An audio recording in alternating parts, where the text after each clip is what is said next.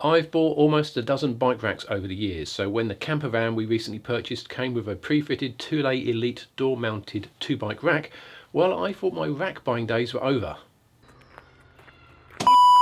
Hi, it's Dave T here, and I've been taking bikes away on holiday, camping and then caravanning for 20 odd years, as well as loading them onto and into cars for day rides away from home. During that time, I've predominantly used tailgate and roof-mounted racks from various different brands. Now, when we recently purchased a camper van, the previous owner had pre-fitted a Thule Elite 2-bike door-mounted bike rack. Unfortunately, I realised pretty quickly though that it wasn't going to be the right one for us. Now, I don't want this video to be just about bashing the Elite, so I'll just run through briefly the issues that we had with it. The first that immediately came to light was the way that the wheel rails stick out across the second van door. This is fine when driving and probably also whilst the bikes are actually loaded, but for the rest of the time we found ourselves constantly walking into them whenever the rear door was open. The second issue was that when the bikes are loaded, they tended to obscure the view of the high-level reversing camera. Third, and this is probably the biggest for me, with most adult bikes and certainly a large size mountain bike with 29-inch wheels like mine, the wheels stick out a fair way past the side of the van. Clipping a tree branch, let alone another vehicle, could cause some serious damage, so not really where I want to carry valuable bikes. It's also still pretty high up for loading, so while certainly easier than roof loading bikes onto a Land Cruiser, it is still a bit awkward. And the final problem, more specific to my use case, is because we keep the van in storage instead of at home, this means we still need a way of getting the bikes from home to the van to load up and unload, or to bring the van home at the start and end of any trip to load and unload the bikes. Now, my intention is to store my bike in the garage of the van. Check out this video for how I did that, but either way, an easy way to get the bikes to the van was also important to me. As a side note on the Elite, one of the clamps could not be undone when we first tried it. Now, this was potentially a 4-year-old rack by this point, but I suspect that the most likely cause was that it had been left out in all weathers. Now, I did manage to free the clamp by removing the lock cap and then using a spanner to undo the internal threaded insert, which was pretty much rusted up. If you do have or intend to buy this style of rack, I'd recommend removing the clamp arms over winter. Now, I've been looking at the hitch-mounted Thule Easyfold XT for quite a while, mainly as a rack for day trip usage when not towing, since the Land Cruiser already had a towbar. It folds up compactly, and since the camper van also has a towbar, it could be actually used for both vehicles, or indeed a friend's vehicle, providing they had a spare number plate. So with the Elite rack not really fitting the bill, I decided to take the plunge and buy an Easyfold XT. Now, the Easyfold arrives in a single box that's 67 centimeters by 32 centimeters and 74 centimeters tall, and it weighs just over 18 kilos, hinting at one of the Easyfold's advantages, which is its compact storage size. Inside the box, the Easyfold is, as you'd expect, in its folded state, but other than that, it's actually completely pre-assembled. The box contains the rack, 2 keys which are tied to the handle with elastic band, about half a dozen paper instruction sheets and booklets, and absolutely no polythene or other plastic packaging, just the cardboard. So full marks of Thule on the environmental front.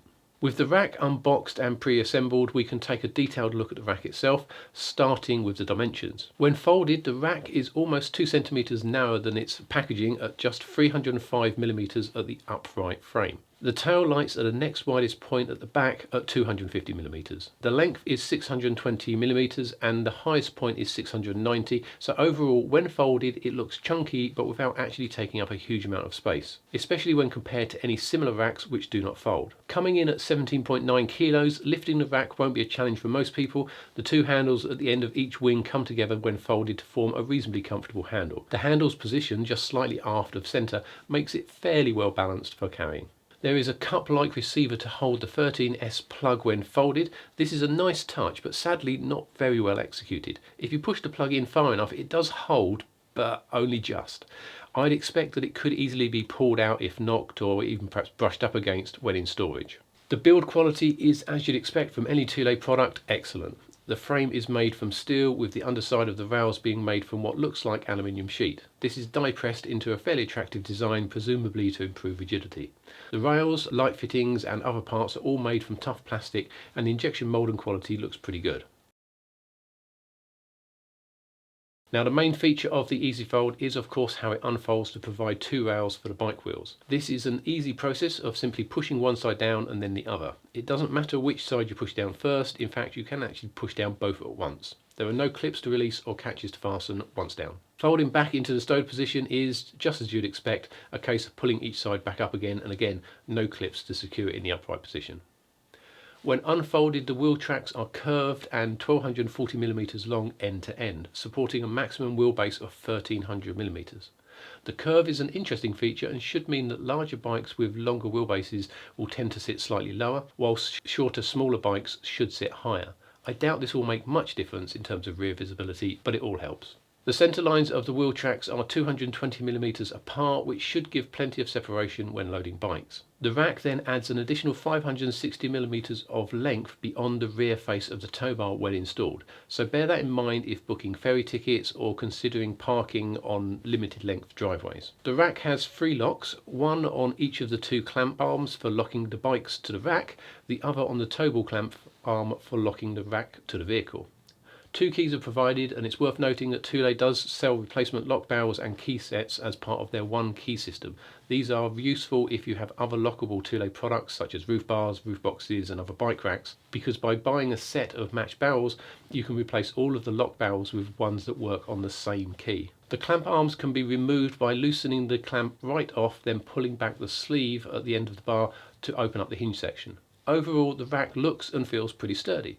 The light clusters on either side are probably the parts most vulnerable for breakage from knocks, both in storage and when manoeuvring the vehicle. Thule do offer a comprehensive and easy to use replacement parts service, but I'd still recommend being extra careful as replacement lamps are £99 each.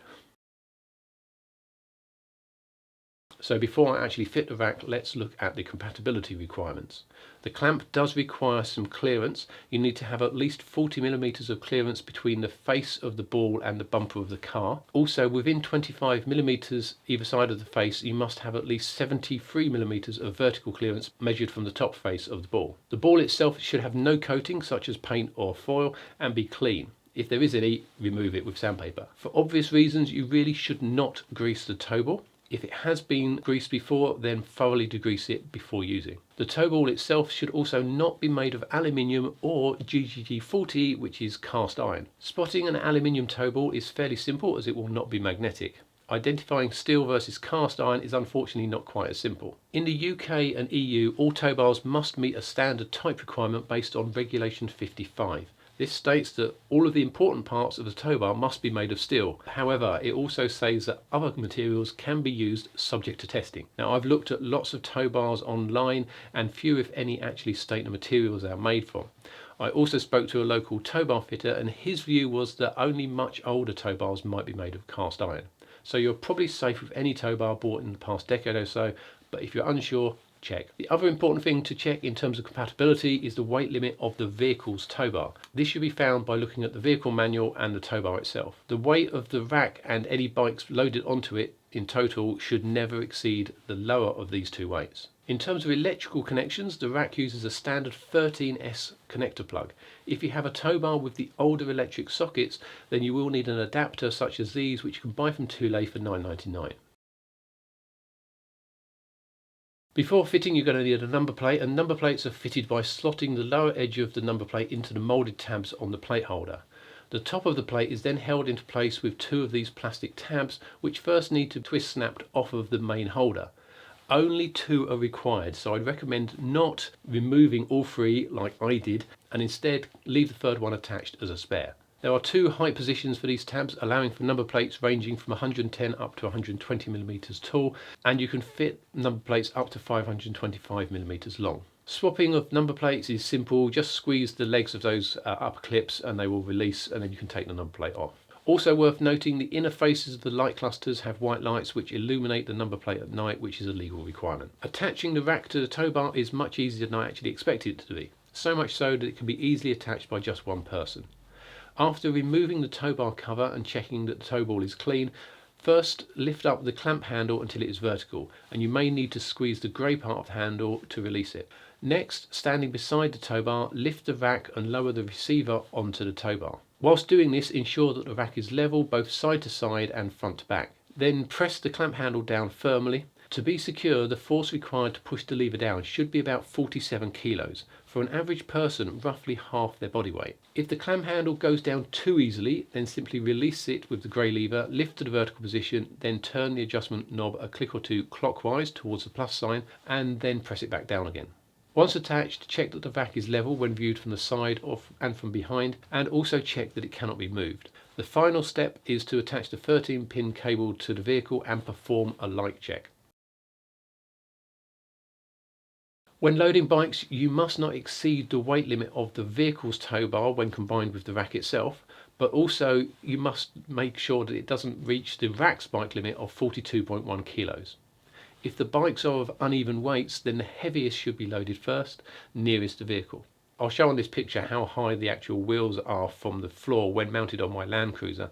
Most vehicles are probably going to be a touch lower than that, which means that lifting them on is not really going to be that difficult, but there is an option of a ramp. Once the bike's wheels are sitting on the rails, then the bike's frame should be secured to the rack's upright frame using one of the clamp arms. This is where, for me at least, the rack started to show some limitations due to the lack of mounting points. The short upright frame means that there are limited options for where the clamp arms can be attached. Also, the lengths cannot be adjusted to allow for angles. The recommendation is to secure the first bike at the seat tube, and on my bike the only available point is where the charging socket and power button are located, so very likely weak points in the frame, especially since it's carbon. The second option was to clamp the down tube, which incidentally is where they recommend to secure the second bike. However, on my e-bike and probably most other e-bikes, the down tube is 92mm, which is pretty much the maximum extent of the clamp's jaws. My solution was to clamp onto the down tube and then add an additional strap to secure the clamp. It's not ideal,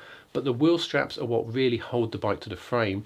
The arms are mainly to hold it vertical. Now Thule has actually improved those wheel straps from the old pull ratchet types so that these can now be tensioned by repeatedly lifting the grey strap lever upward. Also, if you have a fat tyre bike, then extra long straps can be purchased for about £13. By the way, it's a good idea to remove an unused arm if you're only carrying one bike. The clamps themselves are lockable, but I would always add an additional lock and avoid leaving valuable bikes on bike racks when unattended. They also have built-in torque limiters to avoid over-tightening.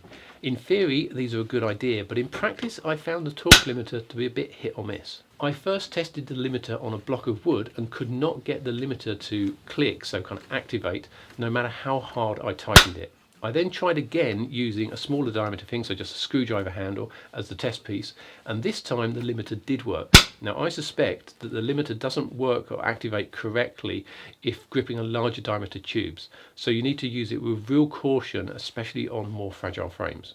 If you have carbon bike frames, then Thule recommend that you use their carbon frame protector to help spread the load from the clamp.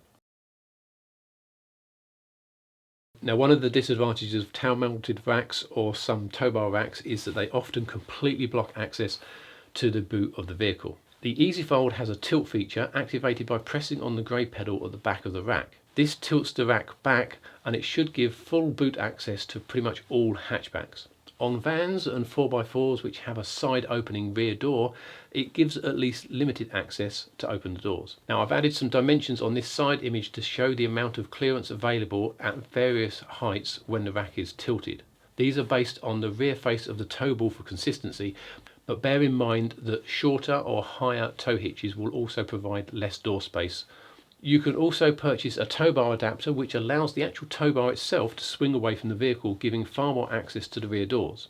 Thule make the incredibly expensive VeloSwing tow bar for just under £1,900, and that's without the rack. Or Mimo make the Van Swing Swivel module for just over £600. But bear in mind these are effectively tow bars, so would require professional fitting and are more vehicle specific. When mounting on our camper van, I first had to fit the tow bar to the lower two bolts on the mounting plates. This was to allow clearance for the door to open at all because the top of the rack clamp just failed the door by a few centimetres. Once lowered, the door rack could be opened partly when the rack was tilted. So removing the rack couldn't be easier. First, ensure that the wheel straps are rotated flat with the loose end stowed in the provided clip. Then, after folding the wheel valves, ensure that the lead is disconnected, as it is not quite long enough to easily reach when the rack is placed on the ground. Next, whilst holding the rack handles, squeeze the grey release trigger and then pull up on the clamp handle. The rack can then be simply lifted off of the tow ball. It's worth bearing in mind that to use the Easyfold you will need to have or purchase a couple of additional items. I'll exclude the most obvious requirement of having a tow bar on your vehicle, but yeah, you will need one. The next thing to consider is that you will need a spare number plate for any vehicle that you intend to use the rack on. These are easy to get made up for just under £20, though in the UK at least you'll need to take your logbook with you to the supplier to get the number plate made up. If your bike has a carbon frame, then this protector costs a quite exorbitant £20 for what is basically a bit of rubber and plastic, but the cost of damaging a frame is higher, so it's something to buy even if grudgingly. As mentioned earlier, if your vehicle has tow bar with the older non-13S type connector, you will need an adapter which will cost about £10. There are also some optional accessories which you can buy for the Easyfold. My guess is that the most popular of these is going to be the carrying bag, which will keep the rack clean when stored. It will also keep other items clean and avoid them getting tangled up in the rack if you put the rack in the back of the car or van. The Thule price is a fairly reasonable $39.99. Then there's the Easyfold XT loading ramp, which is a folding length of wheel track that can slot into the ends of each wheel track. If you have heavy e-bikes, then this is something that could be worthwhile getting. Wheel strap locks offer an additional deterrent to bike thieves by requiring a special key to unlock the wheels from the tracks. Also, as mentioned, there's the Thule one key option, which is £35 for 4 lock barrels and replacement keys, but you can buy larger sets. Thule have also created the Santo cargo carrier, which can mount onto their bike racks. Now, I haven't tried this, but from what I understand, it will mount onto the 2 bike carriers with no bike loaded, or onto 3 bike carriers with 1 bike loaded. This could be a way to get some additional value from your investment into the Easyfold, but the current pricing on Thule's website is £780, so it's a pretty expensive option for some additional load space. So what's my conclusion on the Thule Easyfold XT? Well, it's slightly mixed bag, so let's cover the good points first. The Easyfold is without doubt as well made as you'd expect from any Thule product. It uses good quality materials put together with exceptional build quality. The general design is also pretty good. It can be fitted and removed from the vehicle very quickly, and when not on the vehicle, it's quick and easy to fold to a size that is easy to store and even travel with. The tilt action, whilst not perfect for side opening doors, gives far better access to the boot of the vehicle compared to the tailgate rack on a hatchback. And of course, it doesn't present such constant face planting risk as that side door mounted rack did. Loading the bikes onto the rack is easy enough, but this is where I hit the biggest negative, which is those clamping options. The Easyfold is advertised as being suitable for all types of bikes, including e-bikes, but the low height of the rear frame of the rack means that the clamps can only ever reach the lower portion of the bike's frame. On a full suspension bike, and especially an e-bike, this part of the frame can become pretty congested, offering limited clamping options. Add to that the limited grip diameter of any jaw-based clamping method and the typical large tubing sizes of e-bikes, and well, this does make bike compatibility quite hit and miss. I'm surprised that Thule don't offer an alternative arm attachment which uses straps or something rather than clamps, because that would probably be more versatile and secure for certain bike frames. Given the price, the Easyfold is a significant investment. It's ironic that a rack that, unlike many roof and tailgate options, should be compatible with any vehicle that basically has a tow bar, but it's then limited as to which bikes can be carried. I would strongly recommend taking your bike to a shop that sells this rack and testing out the mounting options before purchasing, and consider how likely you are to change your bikes in the future. Okay, so it's taken quite a while to get this video edited from when I originally purchased the rack, and during that time it's come to my attention that Thule recently released a newer version of the Easyfold, the Easyfold 3, and that does actually use this new style of arm, which does indeed have a lockable strap-based fitting for attaching to the bike. Now, they do sell this new style arm as spare parts, so I actually reached out to Thule and asked if this was compatible with the Easyfold XT2, and unfortunately they said no, it's not, due to, I believe, a ridge on the frame or something. So this basically means that you can't use those new arms on your old XT2 Easyfold.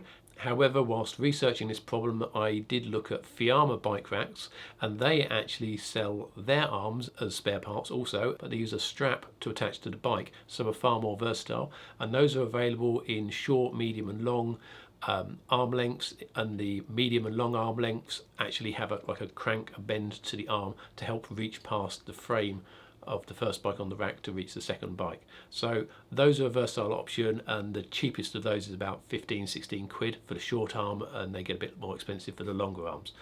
With that said, let's get back to the original video. Having said all that, the Easyfold is a good rack.